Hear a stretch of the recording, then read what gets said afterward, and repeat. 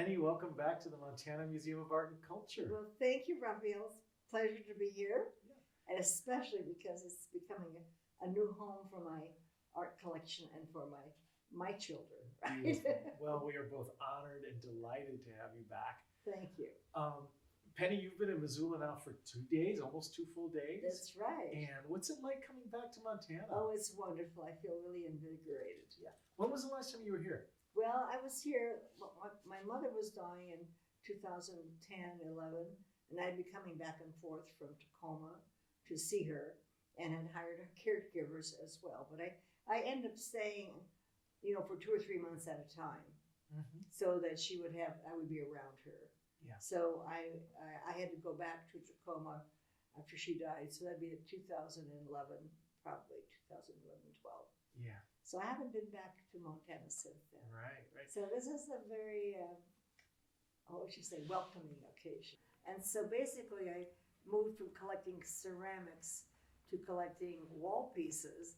And the first experience for that was with Patricia Forsberg and seeing her MFA show at the University of Montana at the library. Right. So we have 2 works in the current exhibition, which are selections from your collection. Right. And 2 works that were Patricia's, and one of them, correct me if I'm wrong, one of them was the first work of painting that you ever bought. That's right. Yeah. That was it. The one that's on the wall.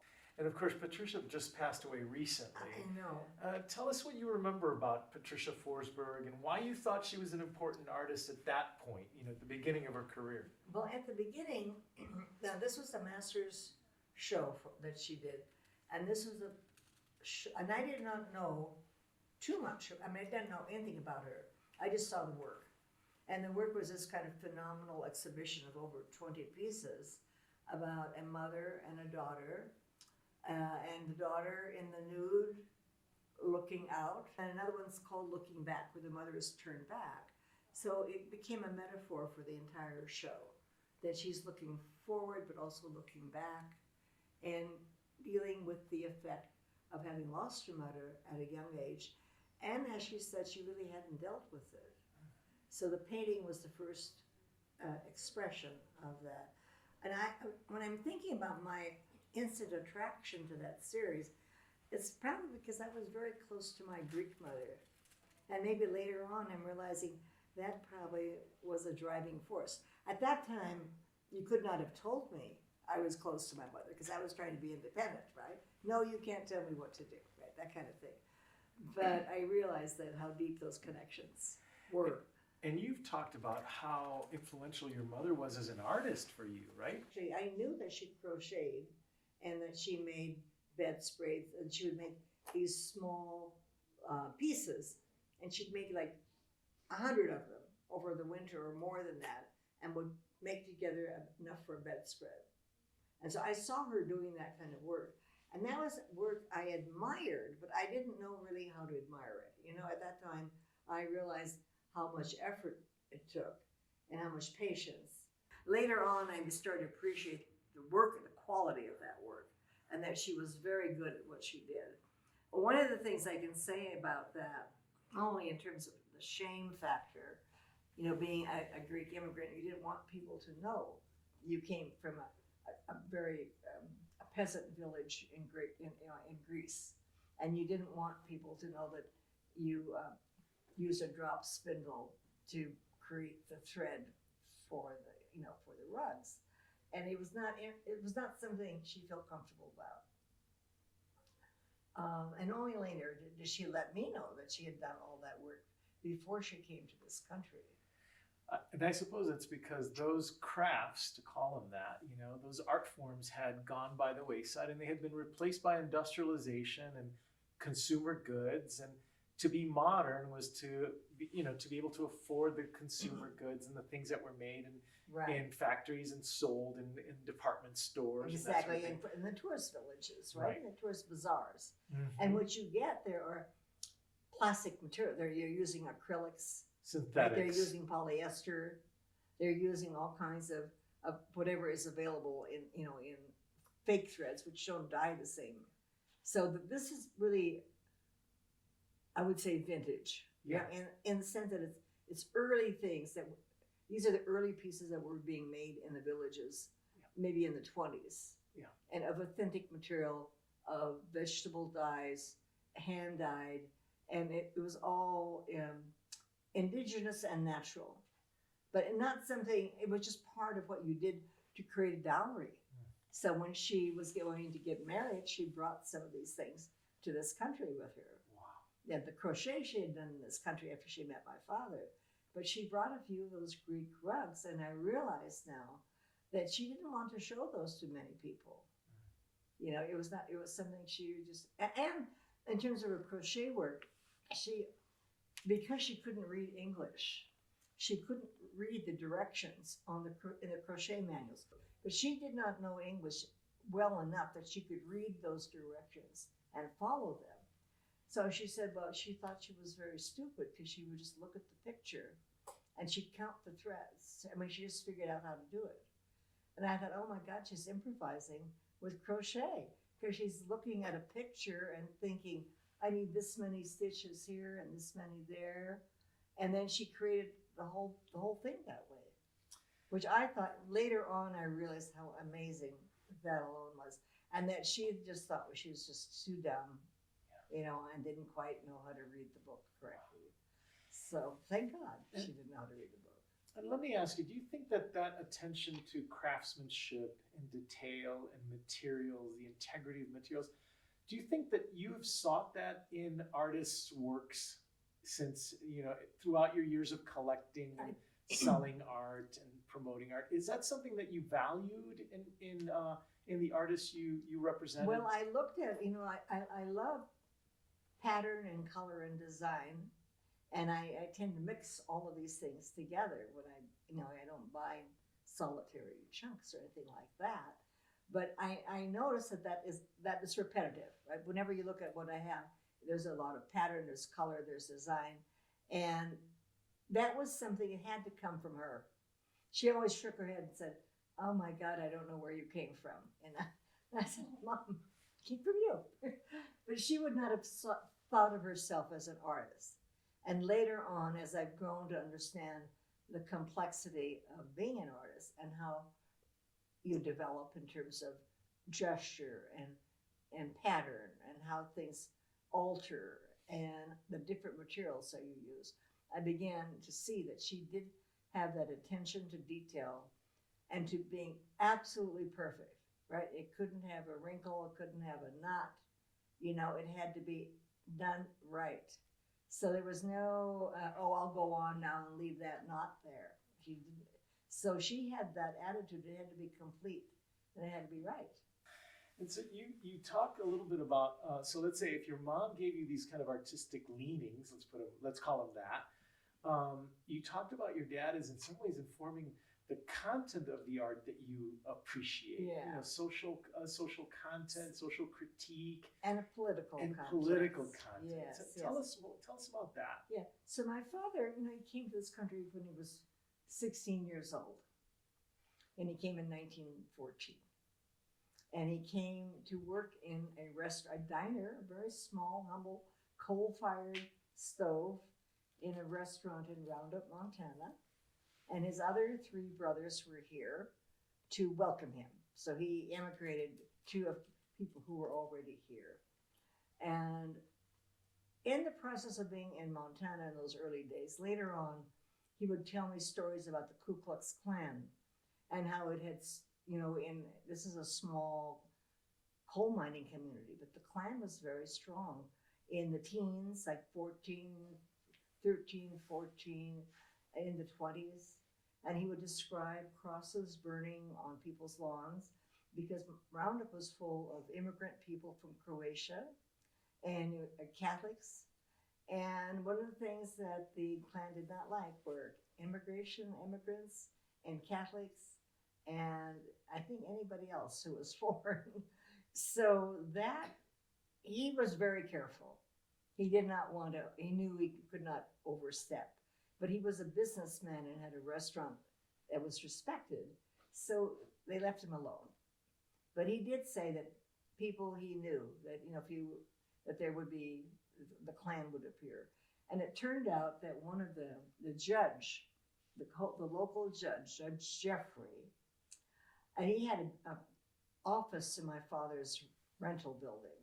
And my father was so proud that Judge Jeffrey had his office.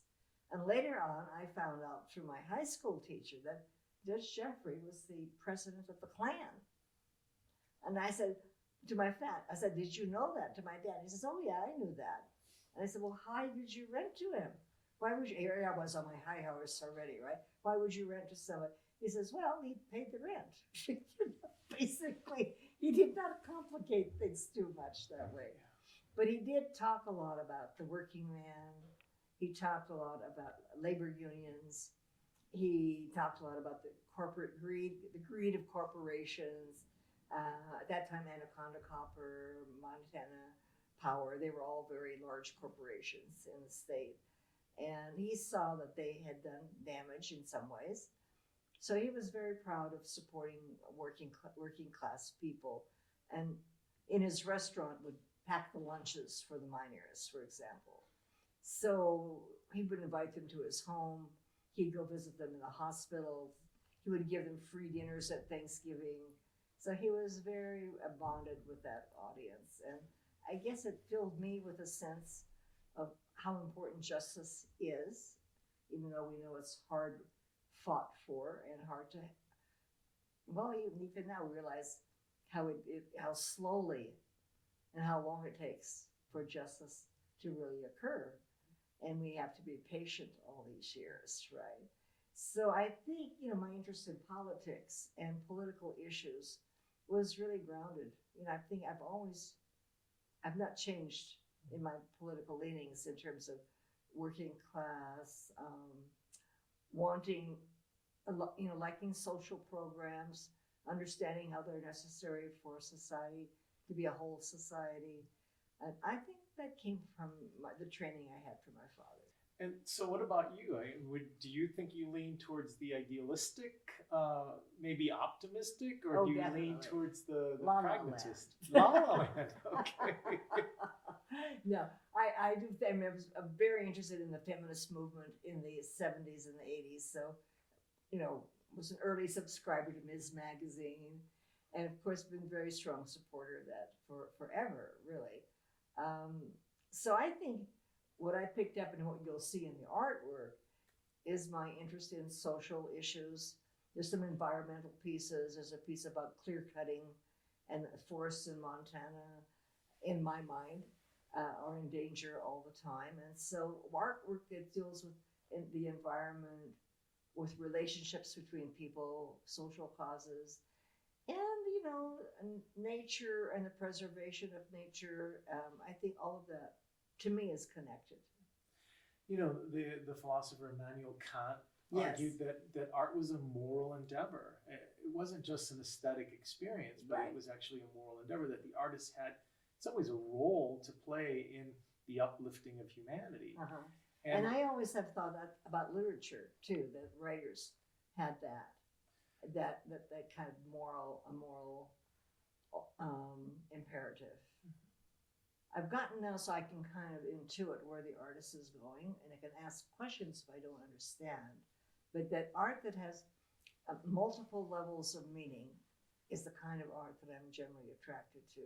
So it may be, for example, Christy Hager's may be literally a cake tin, but metaphorically it may be a comment on domestic life and a comment on the privacy of the home and the privacy of the tools that you use, but in contrast to the world at large. So I think there are always layers and layers of implication. And it's, like looking at the Bob DeWeese piece with the cowboy tie, right? And, he's just kind of turning upside down the whole idea of formality and precision and politeness and social. I think that's part of it too. The notion that the artist is a moral being is interesting because the implication is immediately that, you have to be good in order to be an artist. In order to be a good artist, you have to be a good human being. And this collection reflects a lot of good people. But there's also a few bad boys here. Exactly. Many were bad boys. Bill Stockton was a bad boy. Okay, and Bob DeWeese? No, he was a good boy. He was a good boy, okay. I think he smoked a lot, but he was a good guy. Yeah.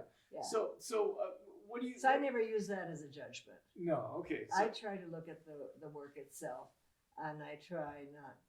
I don't make those kind of judgments about the art.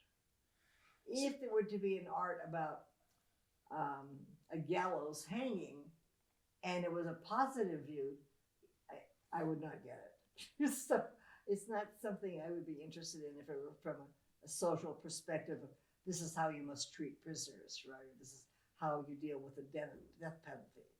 I would not be interested in that at all. So the idealistic part of me is there should not be a death penalty. And okay, if that image there scares you because you know that you don't want that to happen in your society, that would be one of the reasons I would want it if it were that type of piece. I would agree that I think that a lot of the art in your collection is in fact very layered. In fact, very little of it is actually literal in the sense of it has overt political content. Yeah.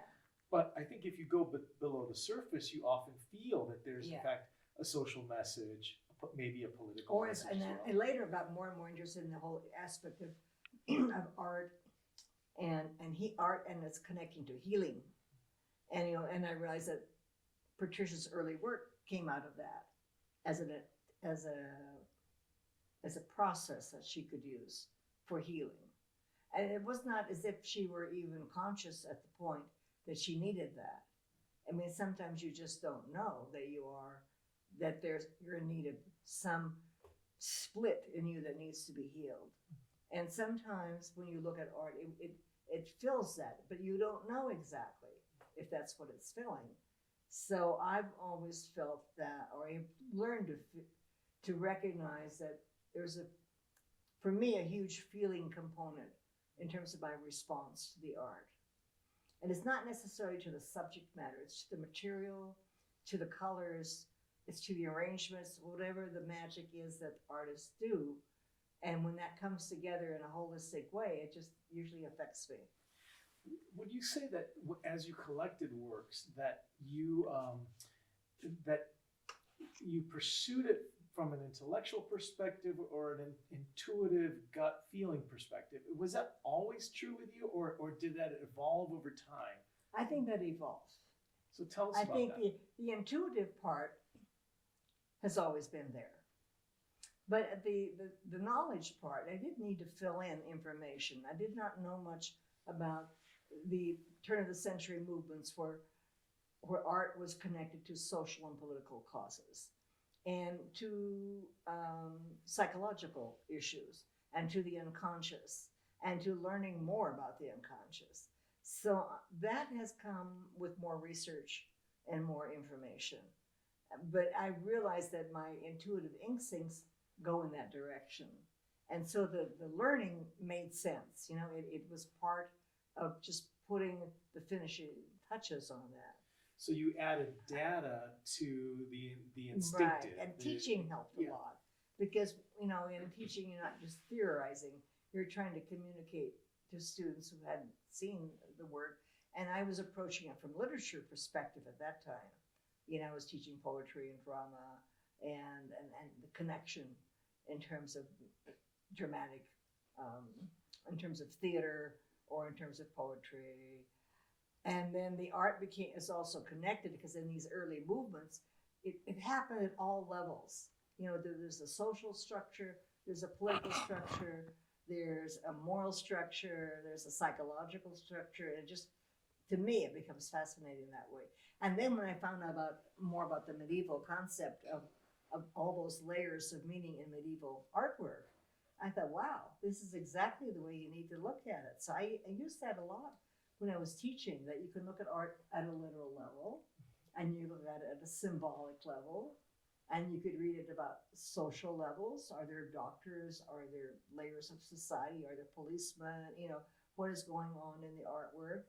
And are there, psychological levels? And is it about the artists themselves in an autobiographical sense? It sounds a lot like Erwin Panofsky to me. I think that's what I read. Somebody read that stuff to me, and it made so much sense. Yeah. I thought, okay, this is it. That's exactly what you do. I mean, I knew this was a methodology at the time, but when you start teaching that, it becomes a tool that you can use. For example, I never really understood the term decorative. I mean, a lot of words are bandied around in, you know, in art, and they all become kind of meaningless as far as I'm concerned. The same thing with the term postmodern. But what is all this about? And I realized that Patricia Forsberg is one of the postmodern artists in Montana because she was using Italian paintings and the Renaissance as a metaphor for a contemporary narrative. And if you go to all the paintings that she did, you could point to specific art pieces that she was using in terms of the arrangement. And so in her the Renaissance pieces, you'll see a cat figure carrying a tray, acting like a waiter, right? But it's like she's turning that early idea upside down, and she's incorporating that into her current narrative. Now, I don't know if anybody's written about her work and looked at it that way, but it just makes sense to me that if anybody's postmodern, you know, Patricia Forsberg is in terms of that artwork.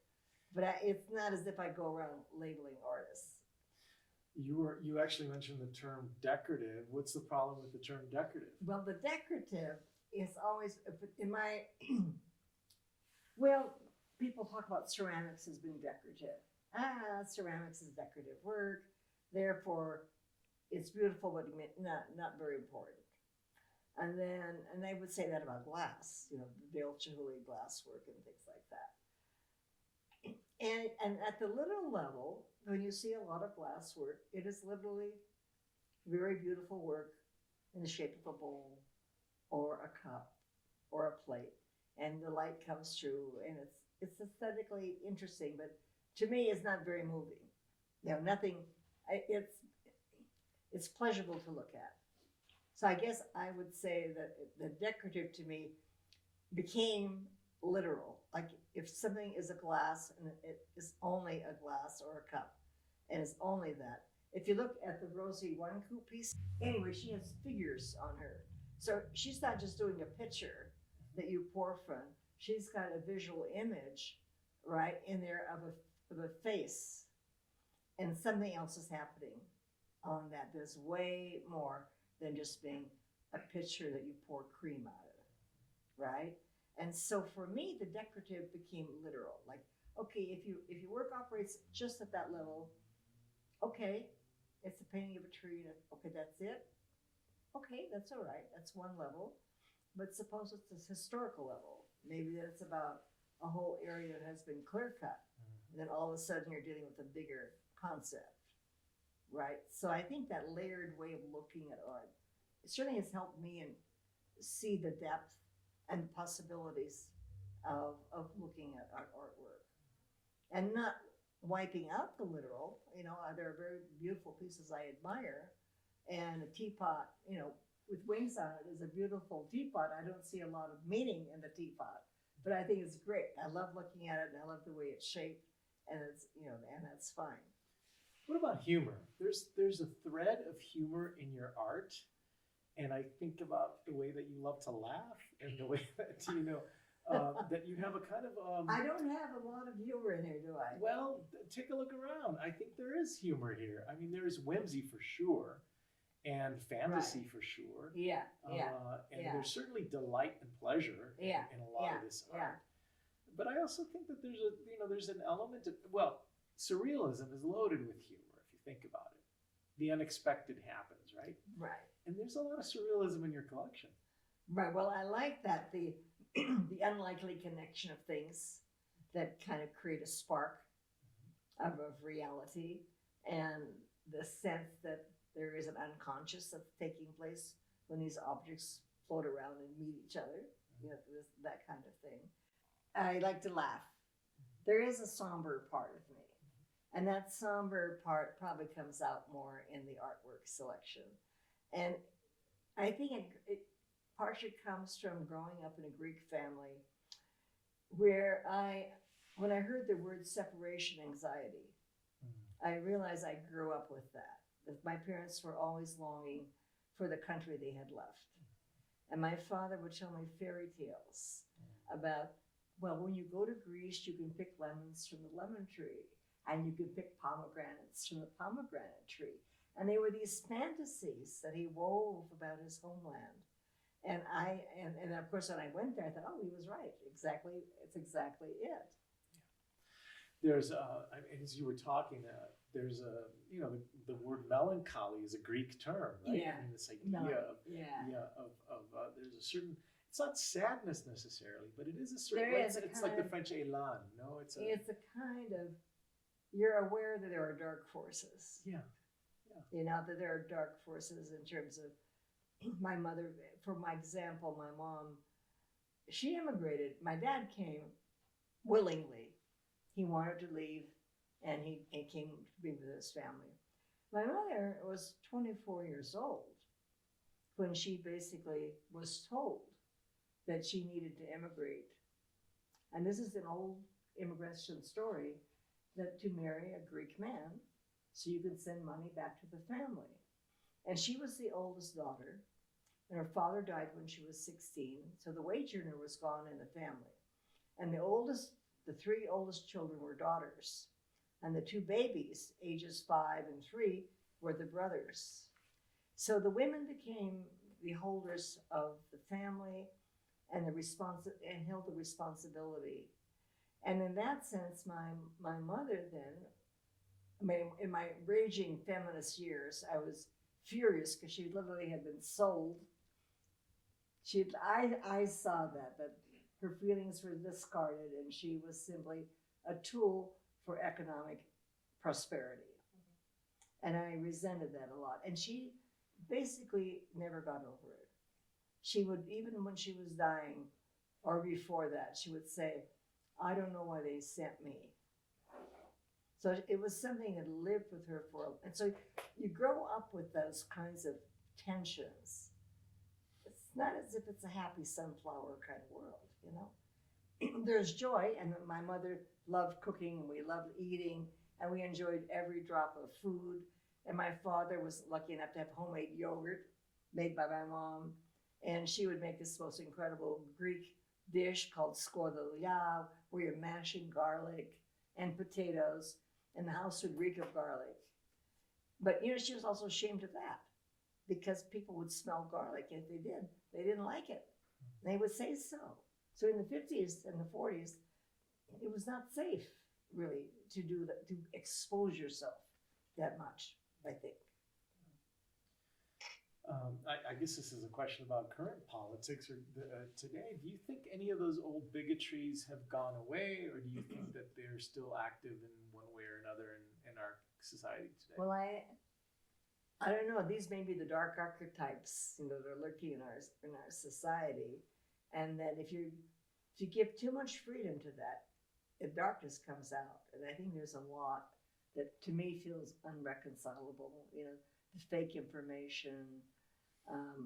I think it's very difficult right now to find truth of information and to find something you can trust when you're reading. I mean, I tend to read pretty selectively, and I watch pretty selectively, but I think a lot of information is just a blur out there for most people. And we live in really hard times. It's really hard, I think, to find the information that you need. So you have to be very willing to go to that place. A lot of old issues have bubbled up. Certainly the anti-Semitism, the anti-Jewish feelings that are suddenly cropping up. The strong anti-woman, the strong anti-female political policies. The whole, not only the abortion ban being difficult, but the fact that it's a health crisis. And that we don't have adequate health facilities to take care of just basic birthing issues and any complications that are taking place, say, even during pregnancy, right? It's a very dangerous time because the actual medical crisis is not being dealt with. So I think things have exasperated to a frightening level, and we just have to work very hard to get it back in order. in that. So there's the idealist part of it coming out, I was right? gonna I don't say. give up. You don't give up, but you have to work hard.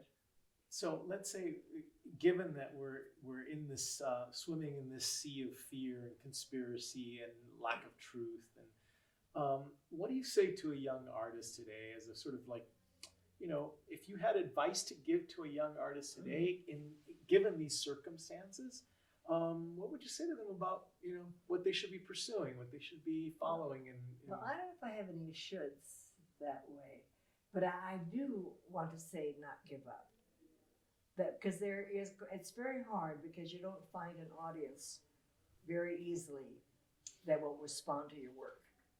And so you can't be too self-involved or too overly sensitive, in a sense that once you get a rejection, you think, okay, I can't do this anymore. I'm not going to apply. You really have to keep working at your work and believe that what you're doing is the right thing, and that eventually you'll get to a point where what you're doing is communicating with others. But it's not something that's going to be easy. And if it is easy, you should be worried. That's right. I think, maybe.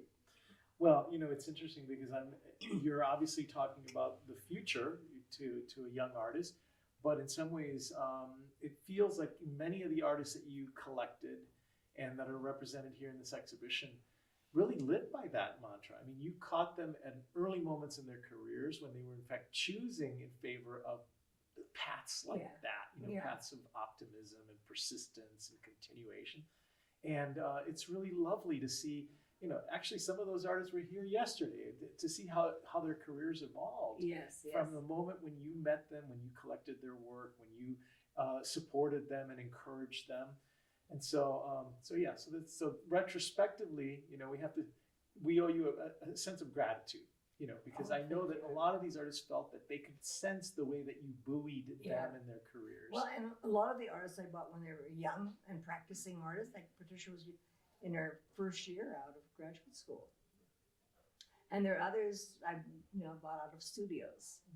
And so one of the things I've encouraged my students is that, we're filled with so many reproductions of art. You have magazine reproductions, you have computer reproduction, you have printing mechanisms that are photographic. They don't involve the hand of the artist at all. And so you have to be, I think, very careful that when you buy original art, that it really is original. You ask enough questions. Is this really a print from a photograph? Is this an actual watercolor that has been printed? So you really need to find out where the source is of what you're either buying, and maybe artists also can be gratified that they're producing that original work. That there are no copies. I think somebody had asked at the show about, well, why don't you sell if it was something that's worth a lot of money? The thing is, it's only one like that. I'm not going to get another one. It's not going to be available in the store. The artist died, stopped working in that style. It happened 30 years ago. There's no more like it. I mean, I could research it, but I wouldn't even want to try selling it, thinking I could replace it, right? Because you can't. So that's one of the things, that when you collect original pieces, you want to save them, right? You want to preserve them because they are original. And that there's a certain life, there's a certain spirit in that original work, I think. So even though that art it is aesthetic and it can be social and political, I think there is another realm of the spirit that art does speak to. Well, Benjamin talked about the aura, right? That the original work of art has an aura, right? It has this. I can feel that, and you can too. Oh yeah. Right. Right. It's like and that's what I respond to when I buy something, or if I want something. Like I'm going to a museum, it's like $50,000. I said, I want to take that home with me. Yeah, right. No, you can't do that. Well, you expect that in a Byzantine icon, you expect that in an old master painting, and a devotional object, but to find that in contemporary art, to find that in, in abstraction, to find it is really wonderful. And you certainly found that in many of the artists that you collected. And, well, and the artists have taught me all along too. That one of the things about working with artists is that they're very smart people. They know a lot. They know a lot about the history of art. They've studied it for years. They've defined themselves as different from other artists, so you want to find out why they are doing what they're doing. But I think that there's a lot of knowledge there, and they have told me that information. I mean, I found out about other artists, from the artists. Bill Stockton would say, go visit Bob and Jenny DeWeese in Bozeman and go see Isabel Johnson on her ranch. Well, why would she want to talk to me? Well, it's okay. You go talk to her and show her you're interested, And I never could have shown Isabel because she was in a much different level in terms of art and art appreciation and in terms of galleries and respect. But she did appreciate being interviewed. Well, what's interesting is as I walk around this exhibition and look at your collection, I realize that this is a family affair, that there are these connections and these ties between artists are really remarkable. Exactly. But I also want to remind you that you were also a part of this family. Oh. You played an amazing role. You were in many ways the glue that connected artists, that connected their production, that connected their ideas. Well, there are many other people. I mean, Donna Forbes was an interesting person. Absolutely. Glued a lot of that absolutely. together. And Billings, yes. And Jim Poor, and Jim in Poor, Great Falls, Falls, another mentor. I mean, Jim was. I would ask him things about. Okay, Jim, I don't understand what flat space is all about. Will you tell me about that? He says, okay, let's go look at this. I'll tell you. So he was great. Yeah, so we've had these amazing sort of artist creators, but then there's also these people who, in fact, have promoted and facilitated and explained, in some ways, defended, their work. And I consider you among those folks. I mean, in some ways, Montana owes you an enormous debt. Montana modernism owes you an enormous debt. Thank you and so much. Well, I wish I could have collected more extensively. Of course, you would not have a big enough space if I had done that, because I would want bigger pieces, right? Right, we'd have to build a building 4 times the size just for your collection. You can start fundraising right now, right? Yeah. Right. So thank you. We're going to wrap up this interview. Your adoring fans are starting to line up out there. All right. So congratulations, Penny. This has been. Well, thank you. And it does feel like I have a family now. Yeah. I'm being single and not having children. It becomes difficult wending your way through the world, And there are people who endlessly talk about their grandchildren, and I have grand art. Not exactly like the same as grandchildren, right? But art can be a comfort as I age, it has been so, and a reinforcement that there's a bigger world out there. I think the worst parts about aging is that your world becomes more constricted, and physically so, as well as emotionally and mentally and all kinds of ways. And that restriction is not something I welcome. And the artwork makes me feel I can get out of that. It's not an escape. It's just a doorway. Like the Sheila Miles painting in here called something about new doorways or new pathways or something. And I bought that because I was going through a challenging time of my life, and it spoke to me at that period. I too was going to be going on a path making choices. And there might be a fiery arch, but I'm going to have to go under and be careful that it doesn't fall on my head, right? And so, the art became another way of exploring those areas of myself, but I think having it around was kind of reassuring, That's why it was so hard to get rid of. Yeah. It's understandable. Well, but I thank you so much, because for me, it gives me a great sense of contentment that there is a permanent place for the work I've collected, and that the artists will have a permanent place. And think of the countless generations that will appreciate and enjoy and question and explore your collection. So. it's a marvelous gift. Thank you. Thank you very much.